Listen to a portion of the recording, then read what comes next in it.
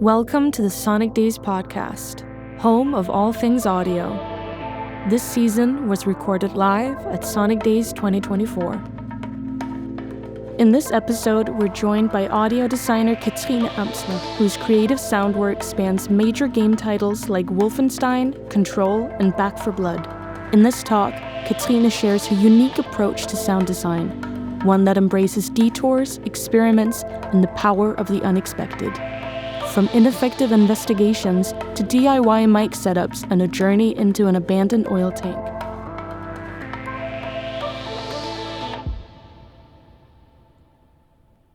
Welcome. Thank you. Nice to see so many people here. I'm going to start and see how this goes. I'm an audio designer, currently working for IO Interactive on the project 007. Since 2015, more or less, I contributed as a sound artist for composer Martin Stig Andersen on games like Wolfenstein, Control, and Back 4 Blood. Before that, and ongoing, I guess, or sometime in the future, I was a musician, composer, and a producer. I also build sound tools, do some field recordings, and release sound libraries. I thought a lot about what the title of this talk should be. That was hard. So I tried some things like a playful approach in sound design. But then I decided that it was probably a bit too ambitious. Then I tried behind the scenes of 007. But wait, I'm not allowed to talk about that right yet. So don't ask. Then I considered talking about my road to game audio, and I was like, I'm not even sure how I ended up here. And it was also a too long and very complicated journey to fit in only 1 hour. So after some thinking, I landed on 3 topics. So one is something I call ineffective investigations. Gonna talk more about that. Then I'm going to talk a little about the making of my sound library Abandoned Oil Tank. And I'm also going to share some of my DIY adventures and figure out what that and ineffective investigations can lead to. So maybe we'll actually figure out how I ended up here today. I'm going to start from the beginning and talk a little bit about this terminology that I invented that's called ineffective investigations. Hold on. Ineffective investigations. What do you mean? I mean doing work and explorations as part of your daily practice where you 1. Do not investigate or design with any significant effect or desired result. 2. Allow yourself to be unsuccessful and fail along the way. Cool. Why would you do that? Our society is incredibly fixed on results. Most of the time, our work is to achieve the best possible result within a certain deadline. In order to achieve the best result, we take fewer chances, most likely to avoid the fear of failing. We don't like that. When we take fewer chances, we get stuck in our comfort zones. When we get stuck in our comfort zone, it's hard to experiment and discover new things. As a kid, I spent most of my time embracing trial and error. I failed and started over multiple times during a day. I think we all did. I had the freedom to explore and experiment without coming up with any concluding answers or solutions. I didn't have a deadline. I made a mistake. It was not a mistake to make mistakes. And I never had a deadline, that's what I wanted to say. Unless I had to eat or clean up my room. The foundation has had a priceless impact on me personally, but perhaps especially on my creative work. So one might even say that creativity is not talent. It's the ability to play without worrying about making mistakes or being judged. Okay, this is all great. And maybe now you think that I'm some kind of a superhuman who can just be intuitive and have eternal creative flow. I'm not. I sometimes forget all about all of this completely.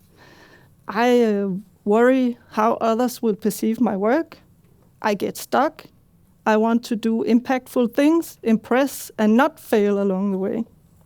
I'm also not a kid anymore, so I have to balance responsibilities and meet expectations. Bollocks. But the good news is that you can actually practice this as an adult. So I went to Struer to practice all of this. In 2022, I was part of something called the Future Sound Residency and spent 3 weeks at a wonderful place not so far from here called the Sound Art Lab in the Danish city Struer. Who have been to Struer? We love Struer. The goal of my stay was to practice ineffective investigations. And this is how you get from Sonic College to Sound Art Lab. So what did I investigate? Piano strings, metal, springs, lamps, baking plates, copper plates, pipes, wire, wheels, radio antennas, dustbins, abandoned spaces, and eternal reverb. And here's my office the first week. And I just started putting different things together to see what they would sound like. Here's a radio antenna. And just a small takeaway from this talk is buy a clamp. Yeah. So the second week at Sound Art Lab, the office janitor told me that he had the key to Bang & Olufsen's metal workshop. And he also asked me if I wanted that key. And that's, of course, an offer you can't refuse. So I packed my stuff and moved to my whole office to the metal workshop to keep investigating. And this is what it looked like. As you can see, the place was frozen in time, as though the workers had just suddenly left one day in the 80s. I even found a bottle of Fanta, old Fanta, or something it's called, I don't know what it's called, Harbo. And I pulled some things out and started recording. And you must never underestimate the power of a precise mic position. I think this is Nikolai's mic down here. I'm sorry. It still works. So I made a giant one-stringed piano that you can have a listen to.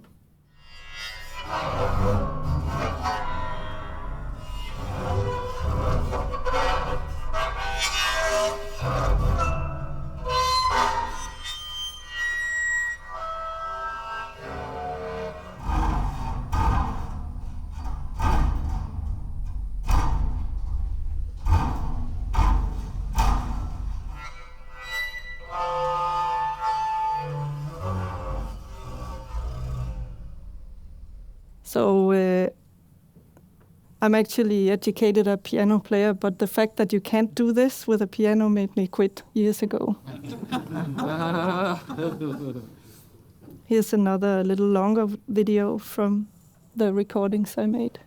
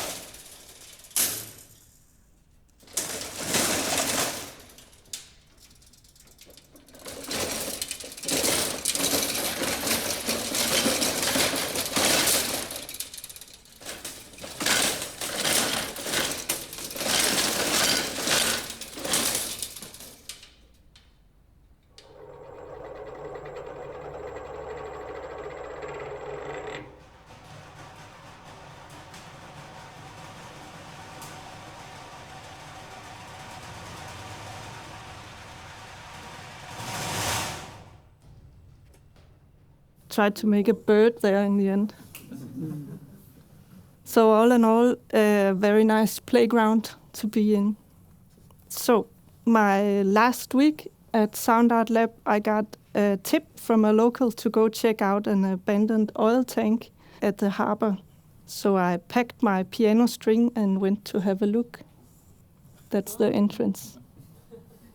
And my last spot of daylight for 5 hours I spent in there. So inside, 2 wires were attached to the floor and went all the way up to the ceiling. And I don't know how tall the tank was, maybe 20 meters or something. It was huge. And I could play the wires with my double bass bow that I had also packed in my backpack. Yeah, I basically felt like an 8-year-old in Tivoli. And I have a small video we can have a listen to.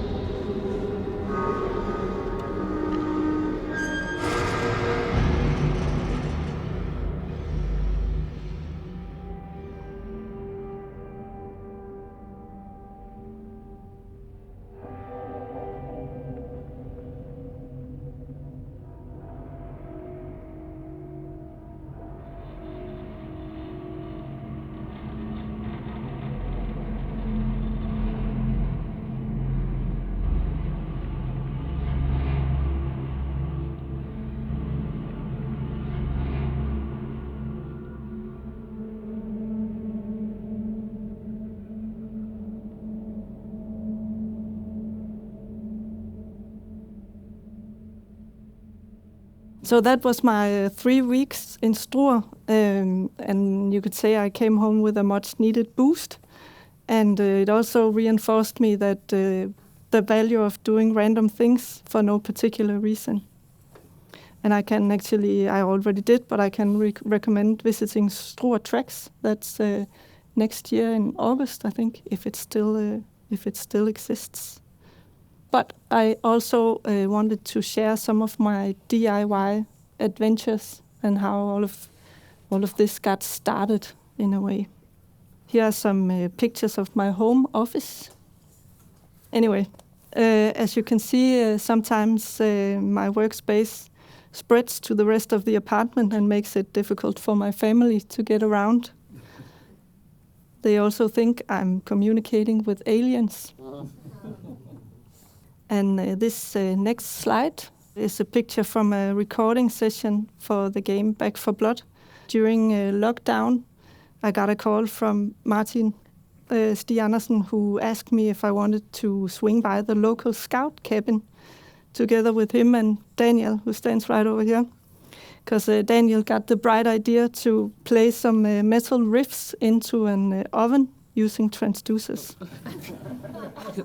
So that's just an ordinary day in my life. And again, that's of course an offer you can't refuse. Yeah, my bender broke, so I realized I could put a spoon on instead. It worked fine. No problem. And this white slide was supposed to be a video of that, but I forgot to put it in. And that's a bit of a cliffhanger. You can get, if you buy my MOOC, I'll give you the video. To the left is a homemade lap steel, and all you need is Lego. Honestly, that's all you need. But let's have a closer look at some of the sound tools. I made a tool called the White Elephant. It's this one. So the White Elephant was a birthday present for a good friend, and I didn't really plan that a metal box dressed up in imitated white leather, an unwanted candlestick, some Meccano, a recycled piano string, and a cymbal from a children's drum kit would end up looking like an elephant. At least if you squint hard, maybe it's only me who see that it looks like an elephant. But after a visit to the local blacksmith to have it welded together, I discovered that a white elephant gift is a thing. So apparently it refers to one man's trash, another man's treasure, or an excessive yet impractical gift that you cannot easily be disposed of. So he's stuck with this now. Let's listen.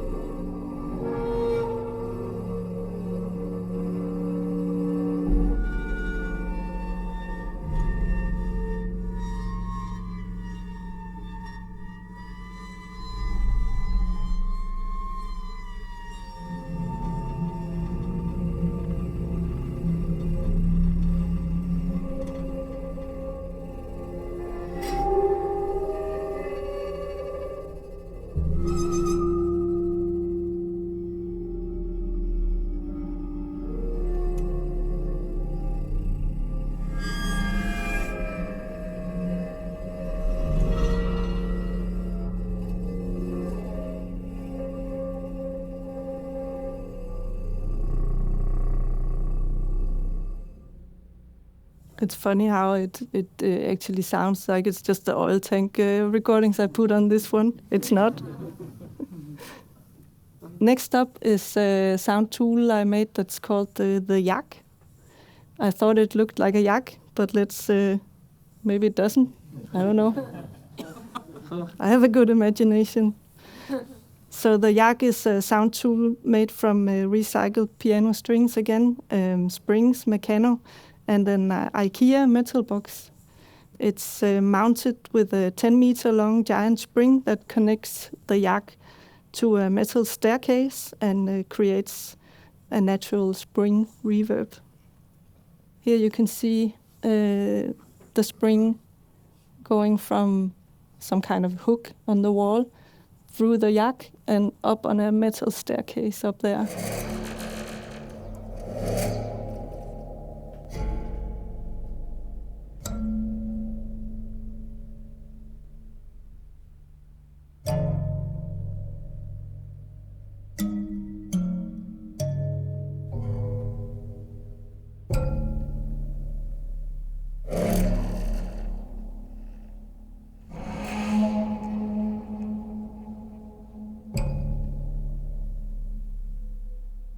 V7 Sonic Springs is my other released sound library.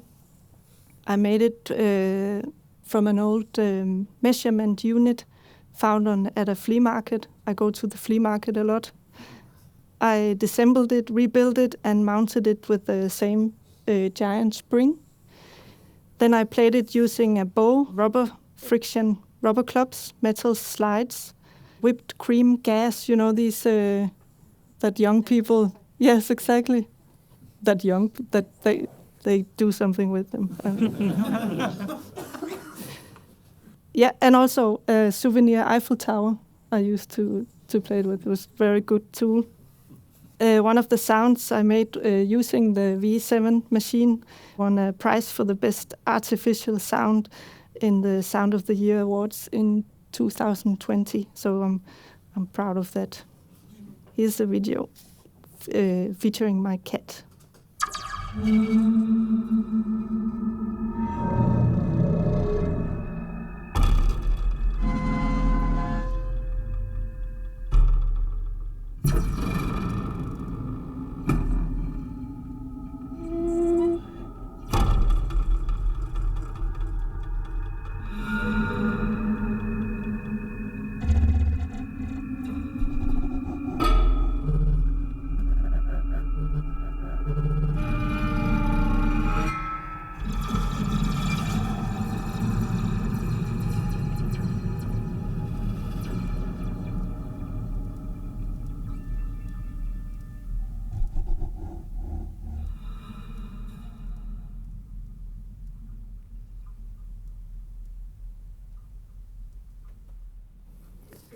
And this next one, it was just an investigation.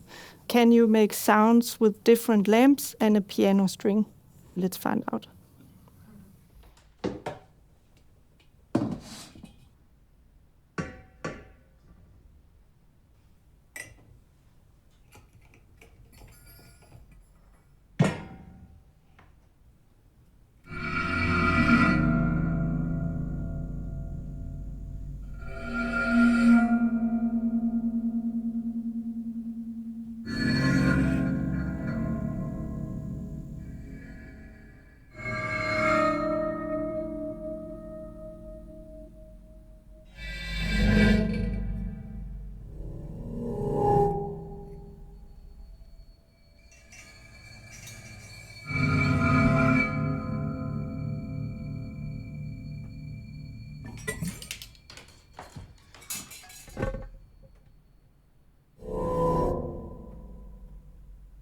Yes, the last DIY instrument I wanted to show you has somehow to do with maybe how I ended up in game audio and maybe also why I ended up here in some weird detour.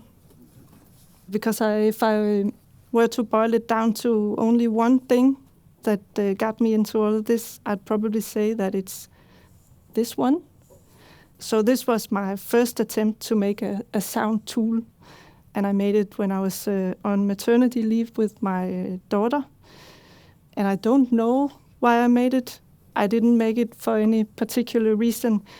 I did not make it to impress anyone. It's slightly ugly and sounds awful, but in the perfect way, of course. But it was definitely not the result of a perfect, well-planned process. I just made it for myself because I was bored, I guess, and to play around also out of curiosity. I'm a curious person. But to my surprise, a lot of people found this one really interesting.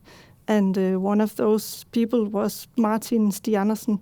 Maybe I should say, for those who are not familiar with his work, he's known for the sound and music on the games like Limbo and Inside. But this one caught his interest rather than my, at the time, completely non-existent experience and non-existing sound design reel. I didn't have any of that. I didn't have a resume either. But it got me an internship and eventually made him hire me to work on the projects I talked about before. And that's kind of the very, very short version of how I ended up here. On the next slide, I will, it's just a warning because the next slide contains a human skull. You can close your eyes now. Because my first task when I started working for Martin was this. He was working on a performance in Germany, and we were both curious to know what it would sound like if the skull from Inside, we used it to process the sound on the game inside. We wanted to find out what it would sound like if the skull would play my micro guitar with its teeth. And all the teeth fell out, but it sounded great. And I actually just have some last thoughts before I get to talk to you and hear what you want to talk about. And I wanted to make sure to say, please don't leave this talk thinking, now I have to run to the nearest flea market and buy metal and spring and start making DIY instruments. There are a lot of them in Kolding, I saw. But or please do, if that's your thing, and if that's your thing, we need to talk afterwards, because then I'm interested. I'm also interested if it's not your thing. What I want to say is don't do it because that was maybe or maybe not what got me into game audio.